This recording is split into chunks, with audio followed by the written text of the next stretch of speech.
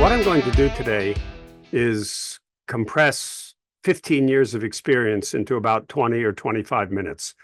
So that means doing a few things. One is really going high level. Second, oversimplifying. And third, unfortunately, going really fast. But I think that's the way to do it, to sort of get it all out. And then we can have hopefully a conversation if we can sort out the audio. So again, if someone could put in the chat that this is working, I will plow ahead. In the meantime, I'll plow ahead anyway. So I'm going to start with kind of a metaphor. It's dangerous to use metaphors, but I'm going to plow ahead. I'm going to use a metaphor. Okay, great. Thank you. And I'm going to talk about hurricanes for just 3 minutes, because scale-up ecosystems are like hurricanes in a specific way. And you may not know it because we get a lot of hurricanes. I'm in Cape Cod. We get more hurricanes, but hurricanes create enormous concentrations of energy. This has been checked out by the experts. And in fact, just a few hurricanes produce much more than all the electricity produced in the world. And of course, it's a lot of it is destructive. That's not what we want. But what's interesting about hurricanes is, and you may or may not know this, but they actually start out as really small weather perturbances in Western Africa, over the desert of Africa. And because of certain meteorological conditions, some of them spawn off. And what happens to them is they travel across the Atlantic and they gather power from the warm, humid water. And what's really fascinating about these little perturbances is they get really big, they go really far, and they go really, really, really fast. So they go from this in Western Africa to this in just 2 weeks. That's incredible. And so the question is, can we do this? Can we create little weather disturbances, not weather, but social or business disturbances in a really, really smart way, and use the natural energy that exists in the ecosystem to create this incredible energy? And so that was the challenge we set for ourselves in 2010. And that is, can we use entrepreneurship to create this wave of energy that results not in negative results, but it results in what we call broad-based prosperity, and do it in such a way, I'm going to go really quickly through this, that is very quick. It works in normal economies. So it doesn't just work in Boston and London and San Francisco and blah, blah, but it works in normal, quote unquote, normal places. It's based on real results. It doesn't assume bringing anything in from the outside. And it's a replicable, consistent methodology that accelerates, it feeds itself. One of the beautiful things about the ecosystem metaphor, I'm blamed for introducing the term entrepreneurship ecosystems. In fact, in Edmonton, there's actually January 31st is officially the Entrepreneurship Ecosystems Day. And if you check it, you'll see that I'm right, because we did a little project there about 14 years ago. It didn't go anywhere. And so, lo and behold, 15 years later, this hurricane is actually starting to build. There are scale-up projects using this particular methodology all over the world, including some pretty big economies. And this is the energy. That's the hurricane. That's a hurricane of energy, and I'll come back to that. But now for the sort of like bad news is we had to learn some pretty tough lessons along the way. Our first projects were in Saudi Arabia and Puerto Rico and Tanzania, and they didn't really, depends on who you ask, but I don't think they worked really very well, because we had to learn some really important lessons. And one of them is that entrepreneurship can't meet everything. People use this word entrepreneurship to talk about a whole variety of things that actually are mutually exclusive. And secondly, it turns out that only some of these can drive broad-based local prosperity. Not all of them can. Microenterprise, you're not going to get from microenterprise to broad-based prosperity. There's no line that connects those two dots. Again, I'm compressing many years of literature, reading, study, it's investing. By the way, now it's 100 startups I've invested in. So when I say bad things about startups, you'll understand it's not because I don't love them. I love them. I made my 100th investment just a couple of weeks ago. So the other lesson that we learned is it's very useful to have an obsessive focus on new growth. And that may sound obvious, but it's actually quite rare. And so instead of helping grow more and more new firms, which is the predominant sort of, I don't know what to call it, predominant viewpoint or implicit theory of the case, instead of growing more and more new firms, you've got to focus on helping more and more local firms get new growth. Whether they're young firms or old firms or big firms or small firms or service or manufacturing or technology, doesn't really matter. Because the research, when you dig into it, and as probably you got the impression, I'm a reformed academic, is that this broad-based economic prosperity, which is what we're trying to achieve in a certain way, it requires this ever-increasing growth in a always broadening base of firms that are local. So it's not based on foreign direct investment. So this is actually, there's one thing you take away, it's this one. It's this slide that I want you to take away. By the way, that's my granddaughter. I have to say that as a proud grandfather. Is we've developed a way of talking about what ScaleUp is for. And it's for more and more local firms growing more and more rapidly to the benefit of all. Packed into those 10 or 11 words is an awful lot. And so if you want to take a little photo shot of that, I'm going to become, this is the predominant theme in what we do. And it took us probably 12 years to figure this out. More and more local firms going more and more rapidly, not for the benefit of all, but to the benefit of all. I can explain that. I'm going to skip this, but well, I'll go through it very quickly. But what's not in the ScaleUp purpose is anything about sectors, technology, innovation, the age of the companies. Are they young? The age of the founders. Are they young? Are they old? None of that's in that definition. What's there is business, revenue growth that makes money, that's sustainable, and that's broadly spread. It's not 1 out of 1,000 growing. It's 30%, 40%, 15% growing, and it keeps growing and growing. So now I'm going to be a little bit conceptual, if you don't mind, because maps matter. I'm going to give you a couple of maps. And as you know, maps are oversimplifications of reality. They abstract important features of reality. They're not the reality themselves. We're talking about a very complex local social and economic system with politics and all kinds of other things mixed in. But if you think about these 6, we call these the 6 domains of the ecosystem. The access to markets, the availability of talent and the dynamic of continually growing that talent, a culture that supports growth, that supports wealth creation, that supports success, not to be taken for granted, that has the resources that can feed that growth, the policies and the policymakers that can create the social infrastructure for that growth, and then the organizational supports, whether they're NGOs or nonprofits or accelerators or whatever you want.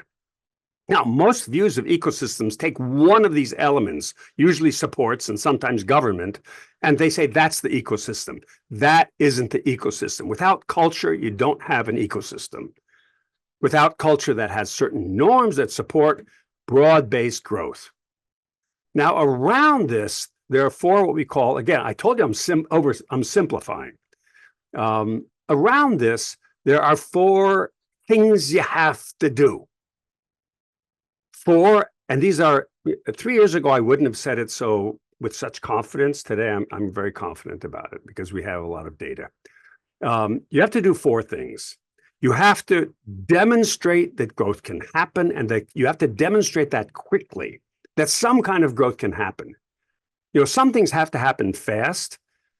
Airplanes, there's no airplane that takes off in more than 30 seconds. I count it, 60 seconds. It's between 25 and 60 seconds. On a really, really long runway, it gets up to 60 seconds. Some things have to happen quickly. Secondly, not in any particular order, people have to know about that growth. Thirdly, representative of these 6 domains, the policymakers and people with access to markets and so on, have to support or be engaged in this. And by the way, not necessarily intentionally, but their behavior has to support that kind of growth. And then you need a little bit of infrastructure to make it sustainable. So what I'm going to do now is I'm going to dive into each one of these 4 pillars and tell you what I'm talking about. Of course, underneath everything or over everything is the scale up purpose. If you aren't aligned around the scale up purpose, then that's fine, it's okay, but then this is not for you. So let's talk about demonstrating growth quickly. Pillar 1. Here we've created, again, my granddaughter. You get the impression that I actually am. I'm in love with her. I am. We created something called a ScaleUp, which is a program with one and only one objective, and that is that every participating venture will grow in the 12 months, increase their growth into 12 months following the ScaleUp by 25%, and they'll start to see it almost immediately. Almost immediately. I know that sounds crazy. I'll go into it. Underneath that, there's something we call the ScaleUp model that we've developed and used, simplifying, boiling down into sort of its core essential elements. This is our version of the color wheel. These are the primary colors of growth. And we hack away and organize everything about developing customers, building the capacity to acquire and serve and retain and make those customers profitable, and getting the resources, not always money. There's a lot of money substitutes out there, but let's call it cash because it sounds cool to have 3 C's. Now we have these are just some examples of what the 3 C's are all about. I'm not going to dwell on this. We have people that are really, really world experts, academics that have been doing this for many years. And I'll divulge to you the ScaleUp structure because we've now run this we've done 34 cohorts in 10 different countries around the world with exactly the same results. It's almost scary. And using the same methodology, it doesn't matter whether it's Brazil or Guatemala or Trinidad and Tobago or Atlantic Canada, or yes, we have ScaleUp Atlantic Canada or Northeast Ohio or ScaleUp Milwaukee. We get the same results. So these 7 workshops, these are the titles. I won't bore you. You can read yourselves. They're organized in a whole variety of modules. If this looks like business 101, 201, and 301 to some of you, it is. And then there's lots of things that we do. By the way, it's delivered now all remotely with the same, in fact, even better outcomes than when it was delivered face-to-face prior to the BC, before COVID. And again, you can see for yourselves. You can take little camera pictures if you want to keep this. And then who participates in this depends on the economy. In advanced economies, Canada, the United States, and so on, we're looking for companies which already have revenues. They already have proven that there's a market. They're not looking for their identity to a large extent. They're trying to broaden their identity to make it bigger. And that tends to be companies in the 10 to 15th top percentile of companies. We can talk about that later. In Alberta, there's probably about, I would say, 1,500 to 2,000 companies that would meet this criterion, and I can explain later how we got to that. But it's a rule that actually bears itself out in terms of in advanced economies how many companies can grow relatively immediately. You have to have ambition, some evidence of leadership, some evidence that the business model is scalable. So if you have a drugstore, a Walgreens drugstore, a CVS drugstore, that's not scalable. But if a chain of drugstores, well, that's scalable. The participants have to have a meaningful ownership stake, and they have to have some amount of self-awareness. And so this is not for startups. And it's not because there's anything bad about startups. The startups and believe me, I've been investing for a long time in startups. When they work, which is, let's say, 1 out of 4, 1 out of 5, 1 out of 3, not very many. When they work, it takes 10 to 15 years. You can't get it going quickly with startups. It's not that they're not important. It's just you can't use them as a tool for developing or cultivating a scale-up ecosystem. And I realize I'm saying some things that go against conventional wisdom. That's what I've done for most of my career. So every ScaleUp cohort You can read for yourselves. They generate real results. We have the data. They do grow about 20 to 25% following ScaleUp for the first 12 months. Doesn't mean they don't have problems and ups and downs. Of course they do. So this is just the sort of what my friends at Harvard called stylized facts. They're not precise, but they're accurate. And they do, in fact, have near immediate growth events. But also remember, the purpose of the ScaleUp, it isn't to help the companies. We help the companies. The purpose is to demonstrate that growth can happen. So that leads to the second important pillar, and that is communicating the growth. And I'm gonna go a little bit more quickly. And you know what? And you know this the story about the tree in the forest. Well, that's true about growth too. If it happens and no one knows about it, it doesn't inspire, it doesn't stimulate, it doesn't provide information about how to grow. If people keep it, and a lot of cultures around the world are like this, they do not communicate growth. And there are a number of reasons for this. So I'll start with the sort of the bad news. First of all, people don't know how important it is, how beneficial it is for their own companies to communicate growth, and the stakeholders, a lot of you, if I may say so, don't really know what the benefits are of communicating growth. And secondly, there's a methodology for doing it in a way that has impact. And the social norms, there are lots of societies around the world where communicating growth, it's going to be a bad thing. It's immodest. It's risky. People will kidnap you in some countries. The IRS the Revenue Service will come and audit you in some countries. And your competitors will steal your secrets in some countries. So there's a lot of reasons why not to do it.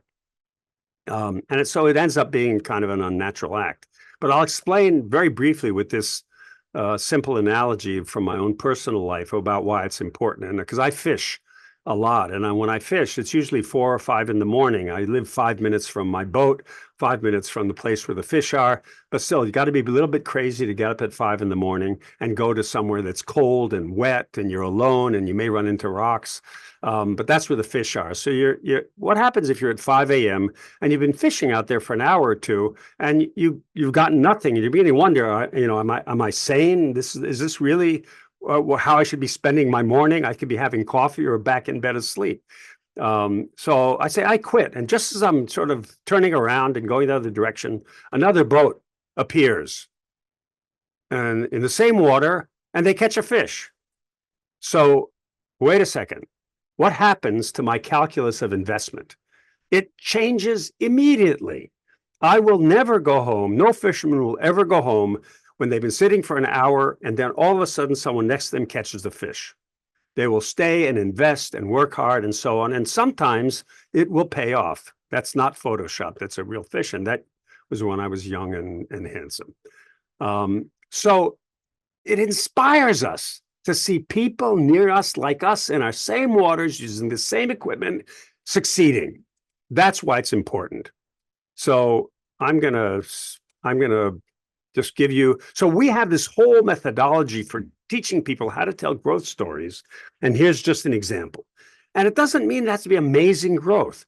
All growth is good. It's about scale-up purpose. It's a trajectory. It's a dynamic. More and more local firms growing more and more rapidly. Doesn't mean you got to grow by 1,000.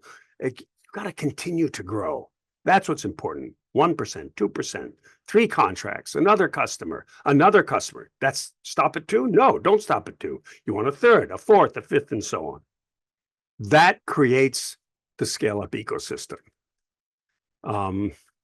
So now let's go on to the third, which is stakeholder engagement, which I imagine that's sort of what you're doing in this workshop with Simon and his colleagues. This is the hardest one to understand, believe it or not, and what I call sparking ecosystem engagement. And one of the reasons it's hard to understand is it's hard to take those 6 very abstract theoretical bubbles of policy and then realize there are actual people there. And those people have to get engaged, whether they engage for the purpose of growth or for some other reason, but the end result is that their behavior, their policies, their encouragements, the investments that they make actually contribute to the scale-up purpose. So these are just some examples of representatives. You can imagine as you think about who you are and who's missing, also who's missing in the audience right now. That's what's important about this map, is also tells you who's missing. I'll give you just an example. This is from a project we did, really revolutionary project in a small, medium-sized city in the middle of Colombia called Manizales. Probably no one's ever been there, where eventually several banks became involved in our ScaleUp project. It took 3 or 4 years. They weren't involved from the beginning. I'll just give you an example of one, Bank Colombia, which came, and that's a huge bank in Colombia and Central and North Latin America. And they gave funding, they provided faculty for our Scalerator, they mentored, they did a lot of other things. But then what did they get out of it? And that's important, because engaging the self-interest of stakeholders, even though they may be investing because it's for the common or greater good, there's nothing stickier than them doing it for their self-interest. So Bank Colombia, it really changed the culture of the bank to be involved in our project. They developed a whole department of innovation and entrepreneurship. They met their CSR goals. The involvement changed the culture to be much more innovative. They got a better loan book. They got better clients. So I'm going to skip over this. Let's get to the fourth sustainability pillar. And this is a little bit hard to explain, but you need, even those ecosystems are largely self-regulating, self-sustaining, self-accelerating. That's the beauty of the ecosystem model, is you don't have, it's not a farm. Farms have central control. Ecosystems are not farms. Ecosystems grow wild. But you still need, because social ecosystems, human ecosystems have intentionality, you still need a small team of people who are aligned with the purpose, who are enabled with skilled, who are supervised by professionals. You need a little bit of funding, not very much. And that's what the sustainability is about. I'll skip over this. This is just an example from Manizales. You can read for yourselves. Believe me, it's changed. That slide that I started with, people shouting and cheering, were hundreds of people in this city coming together. And I said, after 5 years, how are you feeling about ScaleUp Manizales? And they just got up spontaneously and started yelling. This has happened to a somewhat lesser extent in Milwaukee. And of course, it's aligned with the very important SDG goals, and it's community. And that's it. 15 years of experience. Feel free to disagree, ask questions. I would love to be able to see you. We have 15 more minutes. At least I have 15 more minutes. And I'm happy to talk. Fantastic, Dan. Thanks so much from everybody in the room about what you've just shared. I think you're hitting a lot of the buttons of things that we've been discussing, whether it be individually or within our groups around the ScaleUp ecosystem. Hopefully you can hear me okay. I can hear you perfectly. We do have some questions. So number one, why do some economies and cities produce more scale-ups than others? What are the main factors that you think cause that? Look at my model. Look at my map of the ecosystem. Those 6 domains, those exist. But I want to say something about the word scale up. This is not a criticism of the question. It's something I learned. The word scale up is the wrong word to use, because designating companies as scale ups is static, and the process is a dynamic process. As long as you can use any word you want, but as long as in your mind you're thinking companies that are scaling up. So when you think about that, then you can also have a 10-person company that's adding every year 2 people, 3 people, 4 people. No policymaker likes to measure things would look at that and say, oh wow, that's a scale up. But that company is scaling up. I'm going to tell you a dirty little secret. I really don't, this is not the secret. I really don't like the word unicorn for several reasons. One of which is that they're mythological, and second, they're very rare. I much prefer the word workhorse. And I've been promoting that word. It hasn't caught on like most of the things, like Rodney Dangerfield, I don't get no respect. But 17% growth for 17 years gives you a company that's 17 times bigger. The law, I call it the law, it's approximate, but it's easy to remember.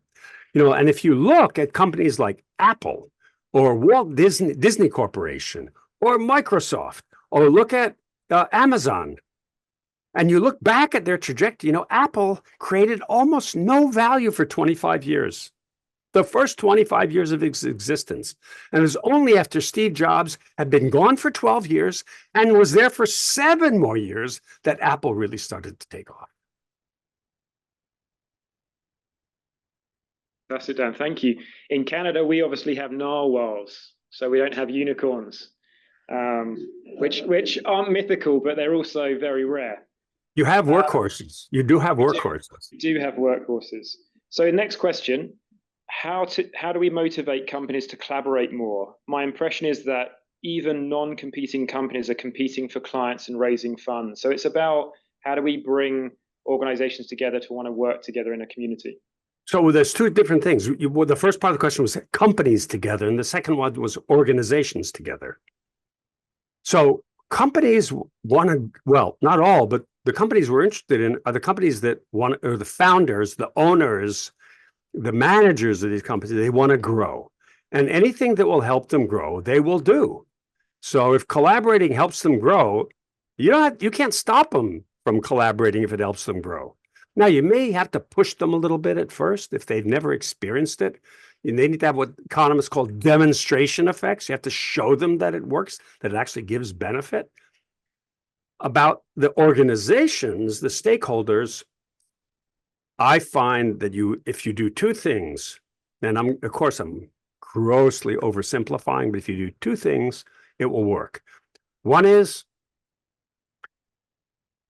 you have to show quickly that companies can grow that they never imagined could grow.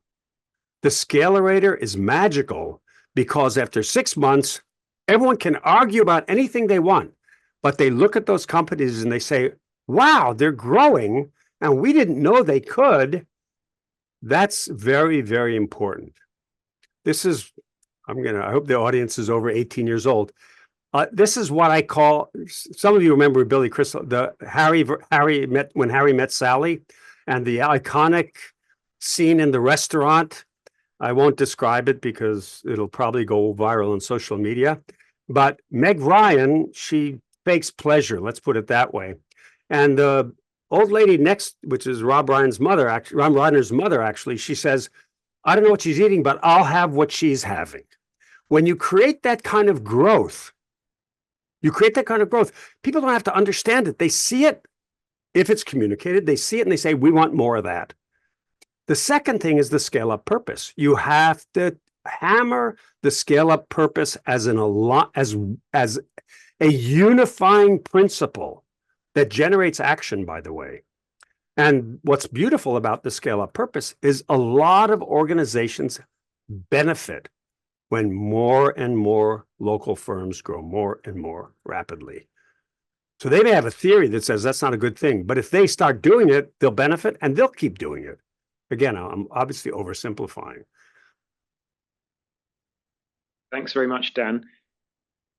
Everyone here is over 18, I believe, so you're okay. I hope you saw the movie. Those of you, I'm sure, know what I'm talking about.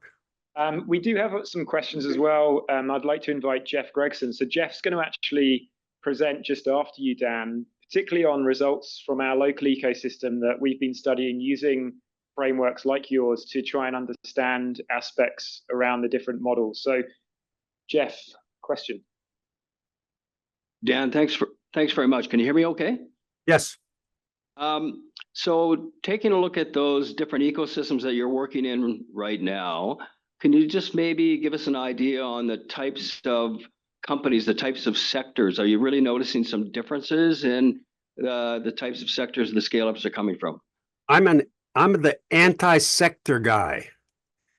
You can't tell entrepreneurs what to do.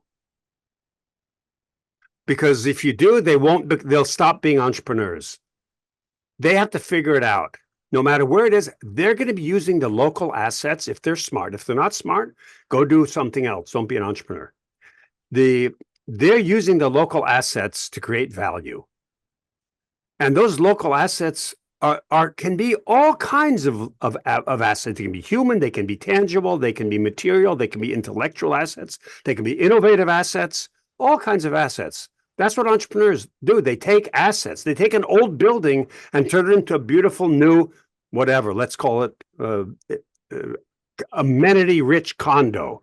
Or they turn it into a factory or something else. And this old building that was sitting there doing nothing. That's what entrepreneurs do. That defines entrepreneurship, is infusing value into assets.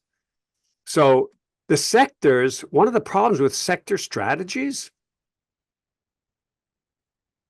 is there's a few problems with them. And when I say strategies, sectors evolve naturally. But one of the problems is they try to tell entrepreneurs what to do. You can't tell them what to do, not if you want entrepreneurs. Thanks, Dan. We've also got a question coming up in the Zoom chat. So Pietro on our end is just going to help us find that. Yeah, go. Yeah, please interpret for me. Okay, I'd like to hear a bit more about creating the type of culture that supports this specific ecosystem. What would be the first steps for our region to develop that culture? Communicating growth stories. You have to generate the growth stories. That's what the ScaleUp is for. You don't need the ScaleUp for it. Maybe they're happening. I'm sure they're happening anyway. It's just easier to do it in this concentrated laboratory to find them.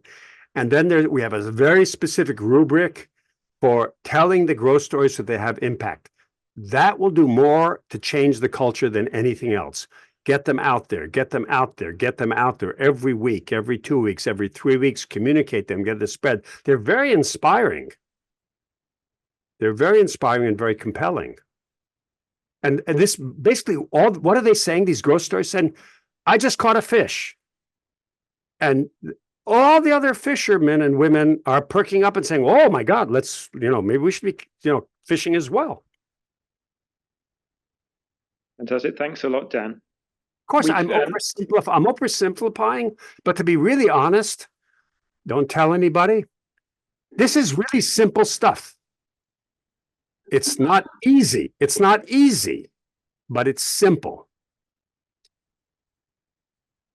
So this Thursday, we actually have in Calgary the inaugural ScaleUp Awards, where we're going to be telling lots of stories of scale-up companies and growth stage companies across the province. So that's a great opportunity, and we're going to be starting that process. And I know a lot of the colleagues in this room are doing those things as well. So it's really important, if I may interrupt, it's really important. Look, let's distinguish between growth stories and awards. Growth stories are not these great big success. They just show that growth is happening and it's possible. Awards are somebody's idea of which growth is better than which growth. I personally happen to believe that growth is its own award and reward. And you can give an award, but what the company really cares about is, are they growing and are they making money and doing good? Thanks, Dan. Next question. I understand revenue is a major indicator of success, but what about the measure of social impact? Will we ever get to the point where societal impact becomes an indicator of success? I have been hard put, although it's possible, to find sustainable, profitable growth that isn't socially beneficial. And I'll explain the simple reason why. It means that somebody's buying it. It means that they're paying more than it costs for it. So that means there's value in it for the customer.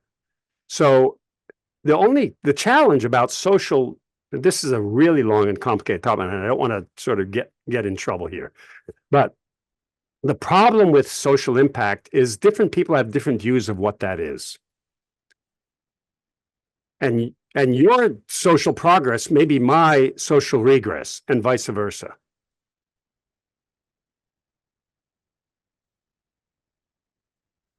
Just a final question from me, Dan.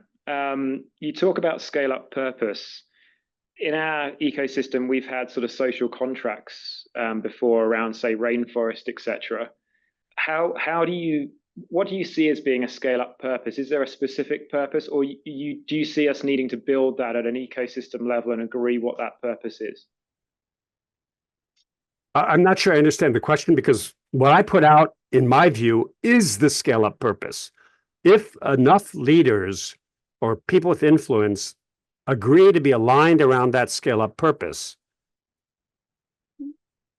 then an ecosystem can, with methodology and persistence and little luck and so on, can form. So I'm not sure I understand. Maybe I'm missing the question. Oh, that explanation was a good one. Thank you, Dan. And I know that you've got 4 p.m. I have time for half a question and half an answer. Does anyone else have half a question left in the audience in them? Yeah, there's a question. About the criteria for selection, they have to have a 3 million minimum revenue. How did you come up with that number? And what about those that are 0 to 3? Yeah, so your criteria for selecting organizations that go into the program, you have a criteria that starts at 3 million. Was there how did you? It's soft. It's soft. It's soft. What's important is that the company is big enough. First of all, it has to have sales, because the problem with startups is they're looking for who they are. But there has to have sales, and secondly, there has to be a beginning of a leadership team in order to really grow. If it's too small, then it doesn't have any kind of semblance or a seed or core of a leadership team. And for the Scalerator, which again, it's just a tactic. The Scalerator is a tactic, or call it a strategy, if you will. It's not an end goal. In order for it to work and generate that growth, you need a team. To do it quickly, you need to have some kind of team. And so you need 20, 30 people in the company for it to work. Fantastic. I am going to have to leave. I apologize, but this was my sort of something I said well in advance. And I wish you luck. You can do it. I'm sure that I know, in fact, that there are a lot of assets, local assets, that can be parlayed into new growth. So good luck. Congratulations on this conference, Simon and friends, and see you all soon. Thank you very much, Dan. And I'm just going to rush out. Bye.